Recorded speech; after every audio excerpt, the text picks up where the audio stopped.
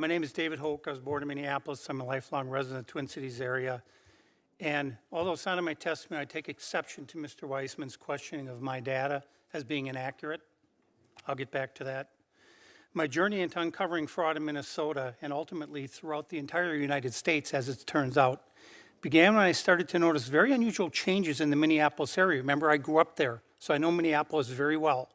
Most notably, the enormous number of child care facilities that had opened up. I would drive around the Twin Cities, and it seemed these child care facilities were literally on every block. Some blocks had 2 or 3 child care facilities on the same block. Minnesota sees a fair amount of snow in the winter, and I began to notice, driving by these child care facilities, there were never any footprints in the snow outside these child care facilities. And I'd go by them 3, 4, 5 times a day, Monday through Friday, because my office is in the heart of where a lot of these child care facilities are. So I said, well, what's going on here with all these child care facilities? So I began to check the Minnesota Secretary of State's website to find out just who owned all these child care facilities, and guess what? Every single one of them was Somali owned. Not every child care facility in Minnesota was, but the ones that I was looking at that were by my office, and there were a lot of them. What's even stranger is that every one of these facilities is located in a commercial or industrial building, no play areas, bad neighborhoods, and several of the child care facilities had signage which stated they were open either 7 a.m. to 10 p.m., 2 p.m. to 10 p.m., Quality Learning Center, for example, or open 24 hours. Who the heck brings their kid to stay overnight at a child care facility in a rough neighborhood? None of it made any sense. The Leering misspelling was the final straw for me. That's the spark that ignited my full-on investigation. So Minnesota has 2 different child care licenses available. One covers 6 a.m. to 6 p.m., and the other one covers 6 p.m. to 6 a.m. They're 2 very different licenses. So for a child care facility to be open 24 hours a day or even from 2 p.m. to 10 p.m., they need both licenses. How many of these facilities that are open these extended hours have 2 licenses? None of them. 0. They all have only 1 license. Minnesota child care supervision requirements include the following. For infant care, that's 0 to 17 months of age, you have to have 1 adult supervising for every 4 children, and max 8 in a group. For toddlers, which is 18 and 23 months of age, it requires 1 adult for every 5 children to supervise, max 10 children in that group. For 2-year-olds, you need 1 adult for every 7 children, so max 14 in a group.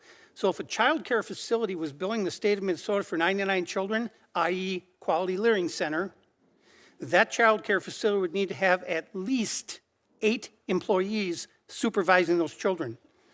These cannot be 1099 employees. They have to be W-2 employees. That means we're going to have at least 8 W-2s, and we're going to have at least 8 I-9s. So if the feds went in and checked that, what do you think they're going to find? You already know the answer.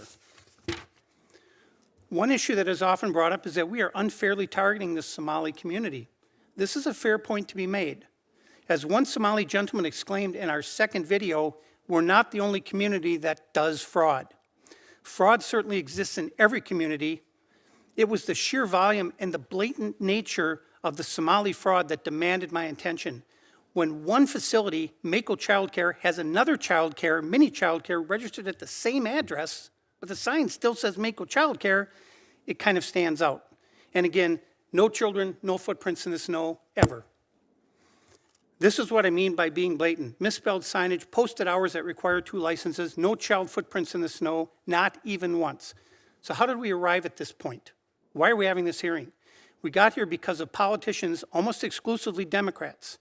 A couple of names come to mind. Jody Harpstead, the former commissioner of the Department of Human Services, and Shireen Gandhi, the current commissioner of the Minnesota Department of Human Services. Harpstead put the whole fraud on steroids. She was steering the ship from 2019 to 2025 during the COVID-19 pandemic. This is when the whole fraud network exploded into what we see nationally today and to what we see in my numbers, which are accurate.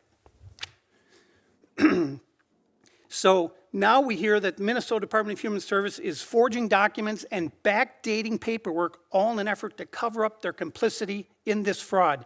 This is just more criminal behavior from the gang at the Minnesota Department of Human Services. It's criminal behavior.